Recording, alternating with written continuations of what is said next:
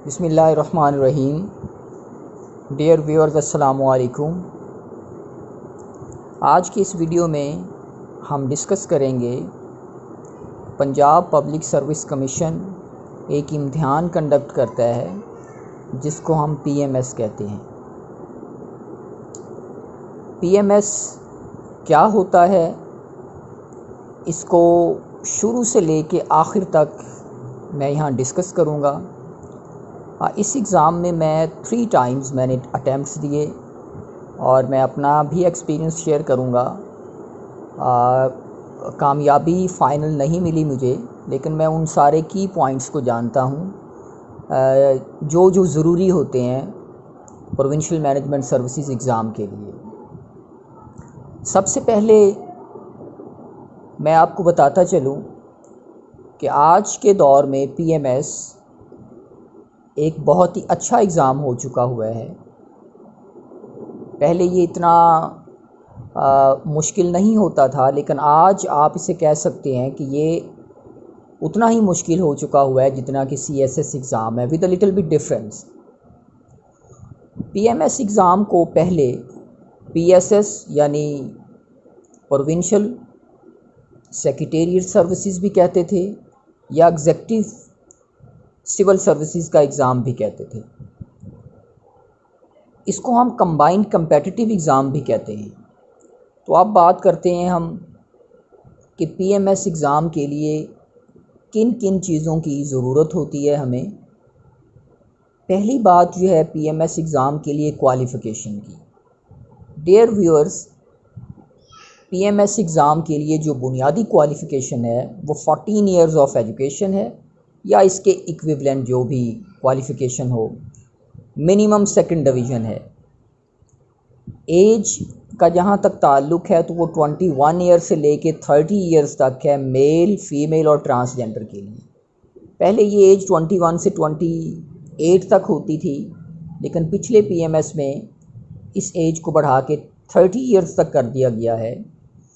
और सरकारी मुलाजमीन जिनकी सर्विस 4 साल से ज़्यादा हो चुकी हो, वो अगर 35 ईयर्स तक भी हैं तो वो पंजाब पब्लिक सर्विस कमीशन का एग्ज़ाम जो पीएमएस का है उसमें अप्लाई कर सकते हैं। स्पेशल पर्सन्स जो हैं, जो डिसेबल कोटा में अप्लाई करें या ओपन मेरिट के ऊपर अप्लाई करें, उनको 10 साल की रिलैक्सेशन मिलती है पंजाब पब्लिक सर्विस कमीशन की तरफ से पीएमएस एग्ज़ाम के लिए। जहाँ तक ताल्लुक़ है नंबर ऑफ़ चांसेस का, तो इस इम्तिहान में आप 3 चांस ले सकते हैं। यानी 3 दफ़ा अगर आप इम्तिहान में बैठ गए हैं तो फिर आपके 3 चांस कंसिडर हो जाएंगे। पहले तो ये होता था कि ये इम्तिहान जो है रेगुलर बुनियादों पर नहीं आता था, यानी ये पता नहीं होता था कि पीएमएस का इम्तिहान कब अनाउंस होना है। लेकिन पिछले कुछ सालों से ये हर साल ही अनाउंस हो रहा है, तो हर साल ही ये तकरीबन अनाउंस किया जाता है पंजाब पब्लिक सर्विस कमीशन की जानिब से। जहाँ तक मीडियम ऑफ इंस्ट्रक्शंस का ताल्लुक़ है, पेपर अटैम्प्ट करने के लिए तो कैंडिडेट की ये अपनी चॉइस होती है कि वो इस इम्तिहान को उर्दू में हल करे या वो अंग्रेज़ी में हल करे। कई ऐसे पेपर्स होते हैं जिन पे हम आगे बात करेंगे जाके। कई ऐसे पेपर्स होते हैं जिनको हम अंग्रेज़ी में ही सॉल्व आउट करते हैं, उनको हम उर्दू में हल नहीं कर सकते। और कई ऐसे पेपर्स होते हैं लैंग्वेजेस के कि जिनको हमने उर्दू में करना होता है या जिसमें वो लैंग्वेज होती है उसमें हल करना होता है, उसको हम अंग्रेज़ी में हल नहीं कर सकते हैं। इस इम्तिहान के कुल नंबर्स यानी जो थ्योरेटिकल पेपर्स के नंबर हैं वो 1200 होते हैं। यानी 12 पेपर्स का ये इम्तिहान होता है और हर पेपर 100 नंबर के ऊपर मुश्तमिल होता है। 200 नंबर का वाइवा वॉइस होता है, इंटरव्यू जिसे हम कहते हैं, जिसमें 100 नंबर का इंटरव्यू होता है और 100 नंबर का साइकोलॉजिकल एग्ज़ामिनेशन होता है। वो भी एक रिटन इम्तिहान होता है। यानी कुल मिला के ये इम्तिहान 1400 नंबरों का कैंडिडेट से लिया जाता है। यहाँ पर मैं एक बात वाज़ेह करता चलूँ कि इस इम्तिहान में जितना कोई कैंडिडेट अच्छा रिटन टेस्ट में परफॉर्म करता है, उसके सिलेक्शन के चांसेस उतने ज़्यादा आगे चले जाते हैं। अब हम बात करते हैं कि इस इम्तिहान में जो 1200 नंबर्स का लिया जाता है उसमें कंपलसरी पेपर्स कौन से होते हैं। 6 कंपल्सरी पेपर होते हैं इसमें. There are 6 compulsory papers in this examination. The first paper is English essay, which is usually a subjective paper of 100 marks, and the second paper is English composition, which is also a subjective paper of 100 marks. The third one is Urdu. Urdu is also a subjective paper consisting of 100 marks. The next one is Islamic studies for those candidates who are having the Muslim background or are Muslims. This paper is a combination of subjective and objective, 20 marks objective paper and 80 marks subjective paper. But the candidates who are not Muslims, the non-Muslim candidates, are also offered ethics paper of 100 marks. The fifth paper is Pakistan studies, which is again a combination of subjective and objective. So 20 marks objective and 80 marks subjective paper. The last paper in compulsory papers, the general knowledge paper. This paper is totally an objective paper of 100 marks, and this paper having a negative marking. So ये जो 6 paper हैं, English ऐसे का, English composition का, उर्दू का paper, उसके बाद Islamic studies का या एथिक्स का पेपर, फिर पाकिस्तान स्टडीज़ का पेपर और उसके बाद जनरल नॉलेज का पेपर. जनरल नॉलेज में मैंने आपको बताया कि इसके अंदर जिस तरह एक पब्लिक सर्विस कमीशन का पेपर किसी भी जनरल रिक्रूटमेंट के लिए 100 नंबर का ऑब्जेक्टिव होता है तो उसमें नेगेटिव मार्किंग रखी जाती है, तो इसमें भी नेगेटिव मार्किंग होती है जो 0.25 मार्क्स की होती है. इसके बाद हम डिस्कस करेंगे कि जो ऑप्शनल पेपर होते हैं वो भी 600 नंबर के ही होते हैं. पंजाब पब्लिक सर्विस कमीशन ने मुख्तलिफ ग्रुप्स बनाए हुए हैं ए से ले के जी तक, जैसा कि आपको ये दिखाई दे रहा है. कैंडिडेट्स को ये कहा जाता है कि वो एक सब्जेक्ट जो है वो सेलेक्ट करे, इनमें से किसी में से भी ए से लेके जी तक जो ग्रुप्स हैं उनमें मिनिमम और मैक्सिमम एक सब्जेक्ट वो सिलेक्ट कर सकता है, यानी 200 नंबर का एक पेपर वो सिलेक्ट कर सकता है और 3 पेपर सिलेक्ट करने होते हैं तो ये 600 नंबर के हो सकते हैं. मिसाल के तौर पे नीचे मिसाल दी हुई है कि आप अगर ग्रुप नंबर ए में से पब्लिक एडमिनिस्ट्रेशन 200 नंबर का चूज़ करते हैं तो फिर आप ग्रुप नंबर ए में से कोई और पेपर 200 नंबर का सेलेक्ट नहीं कर सकते हैं. यानी अगर आपने ग्रुप नंबर ए में से पब्लिक एडमिनिस्ट्रेशन 200 नंबर का चुन लिया है तो ये ग्रुप आपका पूरा हो गया है. अब आप बाकी बी से लेके जी तक जो ग्रुप है उनमें से 2 आपने पेपर अपनी चॉइस के जो आपको अच्छे लगते हैं या जिनमें आप समझते हैं आप बेहतर परफॉर्म कर सकते हैं वो 200 नंबर के आप ऑप्ट कर सकते हैं. मिसाल के तौर पे आपने ग्रुप नंबर ई में से सोशल वर्क को चुन लिया जो कि 200 नंबर का था. उसके बाद आपने ग्रुप नंबर ई जो है उसमें से ग्रुप नंबर जी जो है उसमें से आपने पंजाबी को चुन लिया जो के 200 नंबर का पेपर है. तो अब आपने 3 पेपर्स को चुन लिया जो 200 नंबर के थे. याद रखें Punjab public service commission optional papers की और सेंटर की चेंजिंग को अलाउ नहीं करता है. अगर आपने एक ही दफ़ा ग्रुप को ध्यान से चुनना है और आखिरी डेट के बाद पंजाब पब्लिक सर्विस कमीशन आपको ये चॉइस फ्राहम नहीं करता कि आप अपने सेंटर को चेंज कर लें या आप अपने ऑप्शनल पेपर्स को चेंज कर लें, तो 100 ऑप्शनल पेपर्स को ऑप्ट करते हुए आप ये ध्यान रखें कि आप अच्छे तरीके से सोच के जिनमें आप बेहतर परफॉर्म कर सकते हैं या जिनमें आपका इंक्लिनेशन मौजूद है, जिनमें आपका एप्टीट्यूड मौजूद है, आप उन्हीं सब्जेक्ट्स को रखें और फिर उन्हीं की तैयारी अच्छे तरीके से करें. तो ये 600 नंबर पूरे हो गए. हर सब्जेक्ट यानी हर पेपर जो आप चुनेंगे उसके 2 पेपर होंगे, पेपर ए और पेपर बी होगा. यानी अगर आपने पब्लिक एडमिनिस्ट्रेशन पेपर 200 नंबर का ऑप्ट किया है तो आपने पब्लिक एडमिनिस्ट्रेशन के 2 पेपर देने होंगे, एक मॉर्निंग में होगा पेपर ए और एक इवनिंग में होगा पेपर बी जिसे हम कहेंगे. इसी तरह जिस दिन सोशल वर्क का पेपर होगा, अगर आपने सोशल वर्क रखा है तो उस दिन उसका पेपर ए मॉर्निंग में होगा और पेपर बी जो है वो इवनिंग में होगा, यानी सेकंड टाइम लिया जाएगा. सेम केस अगर आपने पंजाबी का रखा है या कोई भी आपने ऑप्शनल पेपर रखा है तो उसका पेपर ए मॉर्निंग में कंडक्ट किया जाता है और पेपर बी उसी दिन इवनिंग में कंडक्ट किया जाता है। तो ये कंपलसरी पेपर भी हमने 6 हो गए और जो ऑप्शनल पेपर हैं वो भी हमने चुन लिए। एक चीज़ यहाँ याद रखें, कंपलसरी पेपर भी बड़े इम्पॉर्टेंट हैं क्योंकि ये सारे कैंडिडेट्स इनको ऑप्ट करते हैं, ये सारे कैंडिडेट्स के लिए ज़रूरी होते हैं। लेकिन मेरिट गेम के अंदर या मार्क्स जो रिटन टेस्ट के अंदर मार्क्स हैं उनमें ऑप्शनल पेपर बहुत अहम किरदार अदा करते हैं। लिहाजा आपने जो ऑप्शनल पेपर चुनने हैं वो बड़े ही एहतियात के साथ चुनने हैं, जिनमें आप बेस्ट स्कोर हासिल कर सकते हैं। आपने वो ऑप्शनल पेपर्स का इंतखाब करना है। अब हम बात करते हैं कि पासिंग क्राइटेरिया क्या होता है। पंजाब पब्लिक सर्विस कमीशन ने एक क्राइटेरिया सेट किया हुआ है कि आपने हर पेपर में मिनिमम 40 मार्क्स लेने होते हैं उसको पास करने के लिए, लेकिन ओवरऑल आपके 50% मार्क्स आने चाहिए इंटरव्यू के लिए क्वालिफाई करने के लिए।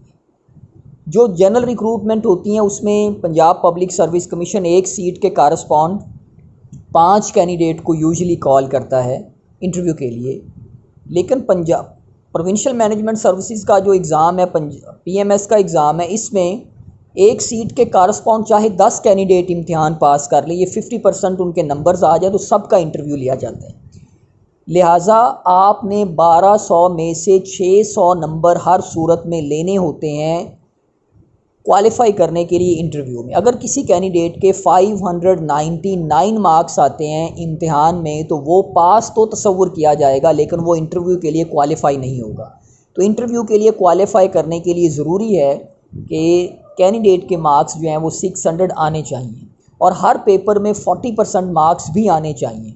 यानी अगर कोई कैंडिडेट 39 मार्क्स एक पेपर में लेता है तो खा बाकी उसके 800 नंबर हो जाएं तो वो भी क्वालिफाई नहीं करेगा इंटरव्यू के लिए। सो ये क्राइटेरिया है कि 40% मार्क्स हर पेपर में होने चाहिए और ओवरऑल 50% मार्क्स अगर किसी कैंडिडेट के होते हैं तो वो क्वालिफाई कर जाएगा इंटरव्यू के लिए। उसके बाद जो इंटरव्यू होता है उसमें 50% मार्क्स आने चाहिए, 200 में से 100 मार्क्स आने चाहिए हर सूरत में फॉर फाइनल सिलेक्शन में फॉल करने के लिए। आप ये बात याद रखें कि पंजाब पब्लिक सर्विस कमीशन के जो पेपर्स हैं कंपलसरी वो इन अ रो होते हैं, इनमें कोई भी छुट्टी नहीं आती। अगर इतवार कोई आता है तो इतवार की छुट्टी आएगी, उसके अलावा अगर कोई खुदा न खास्ता हंगामी सूरत हाल बन जाती है और कोई छुट्टी आ जाती है तो आ जाए, अदरवाइज़ इन पेपर्स में कोई छुट्टी नहीं होती है।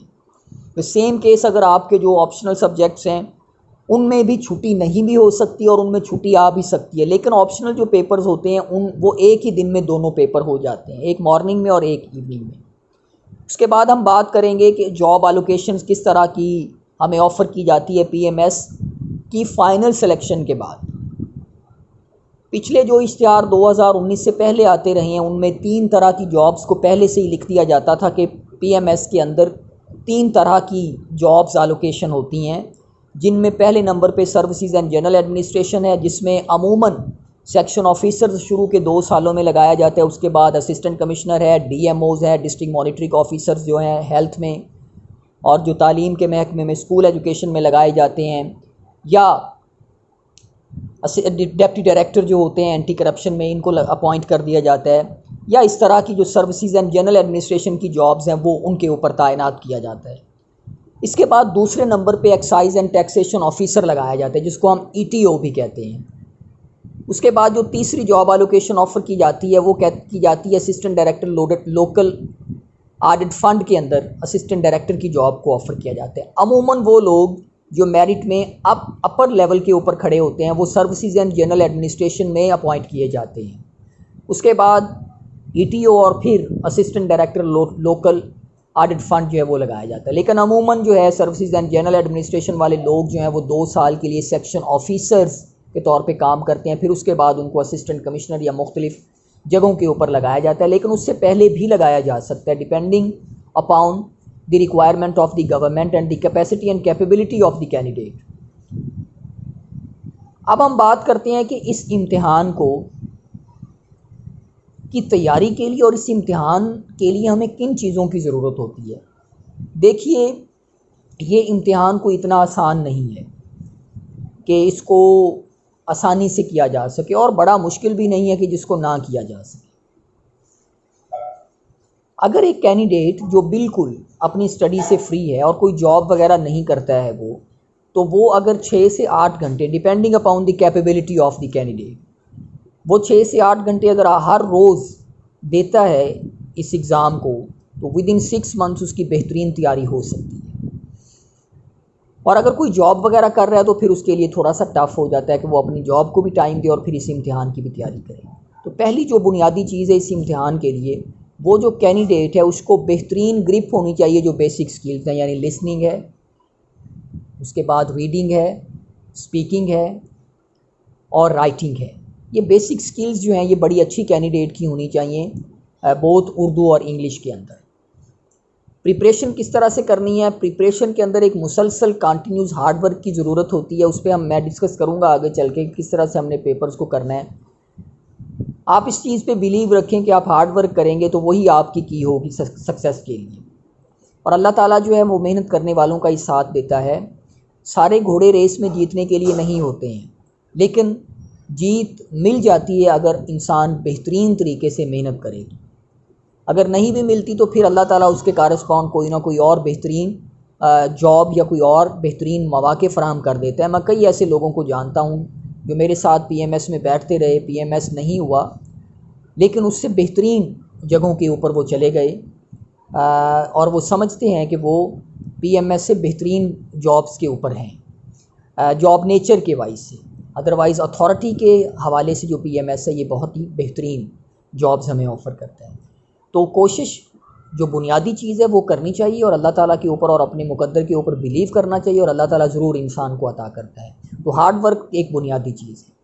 उसके बाद जब पेपर करना होता है तो पेपर करने के लिए, पेपर प्रेजेंटेशन के लिए हमारे पास जिन चीज़ों की ज़रूरत होती है उनमें क्या है, हमारी लैंग्वेज प्रोफिशेंसी होनी चाहिए, यानी उर्दू और अंग्रेज़ी हमें अच्छे तरीके से आनी चाहिए।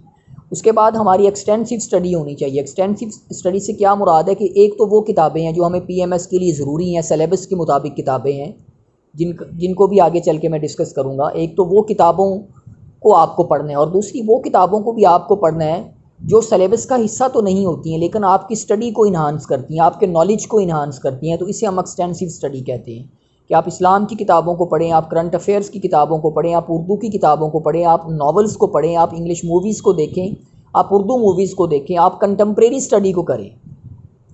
पेपर के अंदर जो बड़ी बुनियादी चीज़ होती है, जो पेपर के अंदर जो एग्ज़ामिनेशन हमसे डिमांड कर रहा होता है, देखें नॉलेज अगर आपके पास मौजूद है और उस नॉलेज को आप प्रेजेंटेशन उसकी अच्छी नहीं कर पाते हैं पेपर की सूरत में, तो फिर वो मार्क्स गेनिंग नहीं रहता है। अगर आप प्रेजेंटेशन बड़ी अच्छी करते हैं लेकिन उसके अंदर नॉलेज नहीं मौजूद है तो फिर भी मार्क्स गेनिंग नहीं होती है। तो मार्क्स गेन करने के लिए ये ज़रूरी होता है कि हमारे पास मटेरियल भी अच्छा हो, हमारे जहन में एक मटेरियल भी अच्छा हो, फिर उसकी प्रेजेंटेशन भी बेहतरीन हो, तो फिर जो है मार्क्स अच्छे हमें मिलते हैं। आप पीएमएस की तैयारी के दौरान जो पास्ट पेपर हैं उनको ज़रूर कंसल्ट करें। आप ऑप्शनल जो भी आपने पेपर्स रखे हैं आप उनके पेपर्स को भी कंसल्ट करें। आपको पता चलेगा कि पेपर किस तरह से आया हुआ है, उसका सिलेबस क्या है और उनमें सवालात किस तरह से पूछे गए हैं। और फिर जो कंपल्सरी पेपर्स हैं गुज़श्ता ख़ास तौर पे 2018 का और 2017 का और 2016 का जो पीएमएस है, इनके पेपर्स को आप ज़रूर देखें और देखें कि ऑप्शनल पेपर्स और कंपल्सरी पेपर्स किस तरह से एग्ज़ामिनर ने सेट किए हुए हैं और किस तरह से दिए हुए। इससे काफ़ी हमें हेल्प आउट होती है कि हमने सिलेबस को किस तरह से कवर करना है और हमसे किन चीज़ों को पूछा गया। अब बड़ी एक अहम चीज़ जो मैं आपसे डिस्कस करना चाहता हूँ, याद रखें डियर कैंडिडेट्स, पीएमएस की इम्तिहान में जो सबसे ज़्यादा फेल की रेशो होती है ये 2 पेपर्स में होती है। पहला पेपर जो है वो जनरल नॉलेज का है। जनरल नॉलेज का पेपर बहुत ही टफ़ होता है इसमें कि अगर आप ये क्योंकि मशीन चेक करती है, अगर आपके 39.75 भी नंबर आ गए तो आप फेल कंसीडर होंगे। अलबत्ता ऐसे के अंदर आपको पास किया जा सकता है एक आध नंबर से, लेकिन जीके के पेपर में आपको बहुत ज़्यादा तैयारी की ज़रूरत होती है। और पीएमएस का जो जीके का पेपर होता है ये आम जो रिक्रूटमेंट होती है इससे थोड़ा सा टफ़ बनाया जाता है, तो इसमें आपने भरपूर अपनी जो है जान तोड़ कोशिश करनी होती है। उसके बाद ऐसे जो होता है, ऐसे के अंदर चूँकि टाइम थोड़ा होता है, CSS में 3 आवर्स का ये पेपर होता है, जबकि PMS में ये 2 आवर्स का पेपर होता है। तो ऐसे को लिखना, क्योंकि मैं ख़ुद जो है ऐसे में ही एक दफ़ा फ़ेल हुआ हूँ, तो ऐसे के अंदर जो रिक्वायरमेंट होती है, जो डिमांड होती है और जो टाइम होता है वो बड़ा शॉर्ट होता है हमारे पास। तो ऐसे को तैयार करना PMS में ये बड़ा ज़्यादा ज़रूरी है, और बेहतरीन तैयार करना जिसमें आप क्वालिटी दे सकें। क्योंकि याद रखिए, अंग्रेज़ी जो बोलने में हम अल्फाज इस्तेमाल करते हैं वो कुछ और नौइयत के होते हैं, और जो लिखने में हम इस्तेमाल करते हैं अल्फाज वो कुछ और नौइयत के होते हैं। लिहाजा जो लिखाई के अंदर आपने ऐसे को लेके आना है, उसमें जो लैंग्वेज है वो बड़ी रिफ़ाइंड किस्म की होनी चाहिए और ग्रामेटिकल एरर्स नहीं होने चाहिए। तो फिर ऐसे के अंदर मार्क्स जो है ना वो गेन कर जाते हैं। कई स्टूडेंट्स जो है ऐसे में 50-60 तक भी मार्क्स गेन करके लेते हैं, और कई जो है अमूमन 40, 41, 42 के करीब आते हैं। तो ऐसे और जनरल नॉलेज ये बड़ी इंपॉर्टेंट है, और सबसे ज़्यादा कैंडिडेट जो हैं इन 2 पेपर्स में से ही उड़ते हैं। अब हम बात करेंगे कि किस तरह बुक्स हमने कौन सी कंसल्ट करनी है इस इम्तिहान की तैयारी के लिए। यहाँ पर मैं एक बात अर्ज़ करता चलूँ कि कई मेरे तालिब इल्म भी मुझसे पूछते हैं कि कौन सी एकेडमी में जाएं इम्तिहान की तैयारी के लिए। तो मैं अक्सर उनसे कहता हूँ कि ये डिपेंड करता है कि कैंडिडेट को कितना ज़्यादा शऊर है और कैंडिडेट कितना ज़्यादा पैशनेट है एग्ज़ाम के बारे में। अगर तो वो बहुत पैशनेट है और उसकी तालीम अच्छे इदारों से, अच्छे कॉलेजेस से तालीम है और अच्छे स्कूल से उसकी तालीम है, स्कूलिंग अच्छी है और कॉलेज भी अच्छा पढ़ा हुआ है, अच्छे कॉलेजेस से पढ़ा हुआ है, तो फिर अमूमन ये तसव्वुर किया जाता है कि उसकी अंग्रेज़ी ज़ुबान और उर्दू ज़ुबान जो अच्छी है, तो फिर एकेडमी की इतनी ज़्यादा ज़रूरत नहीं रहती है। ऐसे के रूप में रहती है, ज़्यादातर लोग ऐसे और इंग्लिश कंपोजिशन की तैयारी करने के लिए जाते हैं, तो वो गाइडलाइन ली जा सकती है। लेकिन अगर आप समझते हैं कि आपके पास वो सारी बेसिक चीज़ें मौजूद है, तो एकेडमी की कोई ख़ास ज़रूरत नहीं रहती है। लेकिन उसके अलावा अगर आप चाहते हैं कि आपने कोचिंग लेनी है एकेडमीज़ की, तो बड़ी एकेडमीज़ हैं, लाहौर में भी हैं, फैसलाबाद में भी, गुजरावाला में, मुल्तान में। तो आपको जो अच्छा लगता है आप उस एकेडमी में जाके कोचिंग ले सकते हैं और अपनी जो बेसिक चीज़ें हैं उनको बढ़ा सकते हैं। अब हम बात करते हैं कि बुक्स में हमें किन बुक्स का सहारा लेना चाहिए। तो जिन किताबों का मैं यहाँ ज़िक्र करूँगा, मैं उनकी एडवर्टीज़मेंट किसी तौर पर भी नहीं कर रहा हूँ। आप अपनी मर्ज़ी से कोई भी किताब ख़रीद सकते हैं, लेकिन ये मैं किताबें तजवीज़ कर रहा हूँ, सजेस्ट कर रहा हूँ। इसके अलावा मार्केट में बहुत ज़्यादा किताबें होंगी, आप वो ले सकते हैं। इंग्लिश ऐसे के लिए मार्केट में आप कोई भी अवेलेबल किताब है, तो आप इंग्लिश ऐसे की गाइडलाइन लेने के लिए कि इंग्लिश ऐसे को किस तरह से लिखा जाता है और ख़ास तौर पे इंग्लिश ऐसे की आउटलाइन को किस तरह से बनाया जाता है और इंट्रोडक्शन किस तरह से लिखा जाता है और इसको फिर फर्दर किस तरह से प्रोसीड किया जाता है, क्योंकि ऐसे का कोहेरेंट होना बहुत ज़्यादा ज़रूरी होता है। ऐसे और आर्टिकल में फ़र्क होता है, लिहाजा उसको समझने के लिए आप कोई भी मार्केट में जो मौजूद है अंग्रेज़ी ऐसे के ऊपर किताब आप वो ले सकते हैं। एसेस फॉर ऑल है, एडवांस वालों ने छापी है, कारवान वालों ने छापी है, जहांगीर वर्ल्ड टाइम्स वालों ने छापी हैं किताबें। तो आप कोई भी किताब अपनी एनालिटिकल रीजनिंग को बढ़ाने के लिए आप वो किताब ले सकते हैं। यहाँ पर मैं आपको ये तजवीज़ करूँगा कि आपको चाहिए कि आप ऐसे को हर रोज़ लिखें। थोड़ा थोड़ा करके जब आप लिखते रहेंगे तो आपकी राइटिंग कैपेसिटी जो है वो बढ़ती रहेगी और आपकी राइटिंग के अंदर निखार आता रहेगा और कम से कम ग्रामेटिकल एरर्स जो हैं वो होंगे और जो स्पेलिंग के एरर्स होते हैं वो भी कम से कम होंगे। अब दूसरा पेपर हमारा होता है जी इंग्लिश ग्रामर का। इंग्लिश ग्रामर के अंदर प्रेसी आती है, पेयर ऑफ वर्ड्स आ जाती हैं, इडियम्स आ जाते हैं, पैराग्राफ लिखना होता है, उसके बाद एप्लीकेशन दे देता है, लेटर दे देता है। इन सारी चीज़ों को कवर करने के लिए जो भी बुनियादी ग्रामर की किताब आप समझते हैं कि वो इस सिलेबस को जो हमारा इंग्लिश कंपोजिशन का है उसको कवर करता है, आप मार्केट से ख़रीद सकते हैं। आप BA की इंग्लिश ग्रामर को कंसल्ट कर सकते हैं, आप रैनन मार्टिन की किताब को कंसल्ट कर सकते हैं, आप कोई भी वो किताब ख़रीद सकते हैं। कारवान की है, JWT की किताब है, जहांगीर वर्ल्ड टाइम्स की है, एडवांस वालों की है, डोगर वालों की है, कोई भी आप समझते हैं कि आपके वो सिलेबस को कवर करती है, आप वो किताब मार्केट से उठा सकते हैं। मैं स्पेसिफ़िक किताबों का इस वजह से नहीं बता रहा हूँ कि मेरा काम कोई यहाँ एडवर्टीज़मेंट करना नहीं है मुख्तलिफ़ किताबों की। इसके बाद हमारा उर्दू की किताब है। आप देखिए, मैं जो आपको बुनियादी चीज़ बताऊंगा कि आपने जो हमारी टेक्स्ट बुक्स हैं इनको ज़रूर पढ़ने हैं। आप अगर मैट्रिक की इंशा पर्दाजी की किताब को पढ़ेंगे तो आपको बड़ी ग्रामर की चीज़ों का पता चलेगा। इस तरह अगर आप जो मैट्रिक की टेक्स्ट बुक है या FA की टेक्स्ट बुक है या BA के अंदर जो आपकी ऑप्शनल उर्दू 200 मार्क्स की है उसको अगर आप पढ़ेंगे तो ग्रामेटिकल जो चीज़ें हैं आपको उर्दू की वो बहुत ज़्यादा अच्छे तरीके से समझ आएंगी। इसके अलावा भी आप उर्दू की कोई किताब ले सकते हैं, पोइट्री के लिए भी आप किताबें ले सकते हैं, और कोई आप कंपलसरी पेपर्स की गाइड भी मार्केट से ख़रीद सकते हैं जिसके अंदर ये 6 पेपर इकट्ठे होते हैं ताकि आपको आसानी से पता चल सके कि मेरा सिलेबस क्या और उसको किस तरह से मैंने लेके चलना है। इस्लामिक स्टडीज़ की अगर हम बात करें तो मैं फिर यही सजेस्ट करूँगा कि आप बैचलर लेवल्स तक इस्लामिक स्टडीज़ को जो टेक्स्ट बुक्स हैं हमारी मैट्रिक में, एफ़ए में, बीए में, उनको पढ़ें। ख़ास तौर पे मैं आपको सजेस्ट करूँगा कि आप एफ़ए के अंदर जो तारीख़ इस्लाम की किताब है आप उसकी ज़रूर स्टडी करें। और उसके बाद सिलेबस जो हमारा है, जो इस्लामियात कंपलसरी का सिलेबस है, उसको आप अच्छे तरीके से गो थ्रू करें। जो बुनियादी टॉपिक्स हैं हमारे इस्लामियात का पेपर, याद रखें, को बड़ा टफ़ नहीं होता है, लेकिन उसमें जो क्वालिटी होती है वो बड़ी ज़्यादा मैटर करती है। तो आप इस लिहाज से लेके चलें किताबों को। इस्लामियात की और भी किताबें आप पढ़ें, टेक्स्ट बुक्स भी पढ़ें जो हमारे जो कोर्स में मौजूद हैं। पाकिस्तान स्टडीज़ की हम बात करें तो मैट्रिक की बेहतरीन किताब है पाकिस्तान स्टडीज़ की, एफ़ए की बेहतरीन किताब है, शेख रफ़ीक साहब की किताब लिखी हुई है, ये भी टेक्स्ट बुक के तौर पे पढ़ाई जाती है, आप उसको स्टडी करें। या आप कोई अंग्रेज़ी वर्जन जो है किताबों का, जिस तरह से मैं फिर कहूँगा JWT है, कारवान है, डोगर्स है, इनको आप देखें।